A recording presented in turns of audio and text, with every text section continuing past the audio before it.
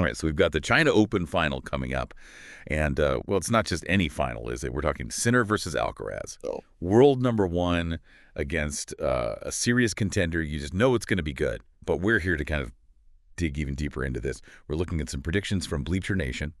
And they've partnered up. Yeah, they didn't just, throw darts at a board here. They teamed up with DataScribe, and that's using some really high-level data analysis. So we're talking like expert analysis and machine learning all baked into these predictions. And it's not just who's going to win. They break it down to like the odds. And what I found interesting is Alcaraz is actually favored, even though he's coming in with a lower ranking. Yeah, that was something that really jumped out to me as well. Alcaraz at Matic 135 odds. So about a 57% chance of winning, according to their model. And Sinner at 105. So still, 48% chance he's coming on top. I mean, it's close. But it really makes you wonder, what is DataScribe seeing here? Well, let's bring in Bleacher Nation highlighted some of the 2024 stats. And, Sinner has been on fire this year. 59 wins and only 6 losses, which is just absurd. And this is key. Alcaraz is no slouch either. He's got a 39-9 record. So, I mean, we're talking about two players who are in top form. Yeah, they're both clearly playing at the top of their game. Incredible records this year. But for DataScribe to favor Alcaraz, there's got to be something more than just those overall wins and losses. This is where I'm guessing we get into the nitty-gritty of their playing styles a little bit more. Exactly. So this is where it gets really interesting when you look at some of those stats. Because one thing that Bleacher Nation points out is Sinner's serve. The guy averages like 7 aces per match. Wow. And then you compare that to Alcaraz, who averages a respectable 4.2. But still a big difference there. And I think that hints at maybe some key differences in how they approach the game. 7 aces a match, that's just raw power. So is he relying on that big serve, just going for these knockout blows? It's definitely a big part of his game. In fact, DataScribe uses the term powerhouse to describe Sinner. And you see those ace numbers, it's not hard to understand why. But that doesn't mean that Alcaraz is just a pushover. Right, a lower ace count doesn't equal, a weaker serve overall. Mm-hmm. So when we look at Alcaraz serving, what are we seeing with that crucial first shot? What's his strategy? Well, where Sinner is bringing the heat, I think it's interesting about Alcaraz is he's a little more strategic.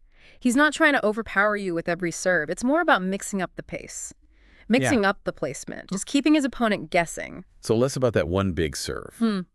And more about using it as a tool to set up the entire point. It makes you think about those long rallies, how different they might play out, depending on who's serving. Exactly. And Bleacher Nation even kind of highlights this match as potentially being a turning point in men's tennis, almost like we're seeing a passing of the torch in a way.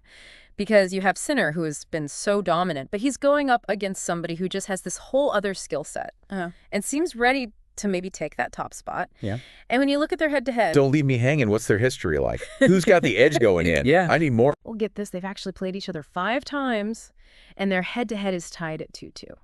Wow, 2-2. So you're saying these are two guys who know each other's games inside and out. That just adds a whole other layer to this final. Oh, absolutely. And in fact, their last match was just a few weeks ago. At the U.S. Open semifinals, Alcaraz won that one, and it went to 5 sets. So a real thriller. And you got to figure that's got to give him just a little bit of a mental edge. Yeah, I mean, at this point, I'm really starting to see why Bleacher Nation and DataScribe are kind of leaning towards Alcaraz here. Yeah. But I mean, if it's this close, every point, every shot becomes that much more important. Exactly. And this is where, diving into some other key stats I think is really revealing. Bleacher Nation highlights breakpoints 1, which I think is always a great stat to look at when you're talking about who can really capitalize in those crucial moments. Okay, so let's talk breakpoints. Who's got the advantage there? Well, Sinner has been an absolute beast on breakpoints this year. He's converted 236 of them, which is more than any other player on tour. So it shows you how dangerous he can be if you give him even an inch. 236 breakpoints won?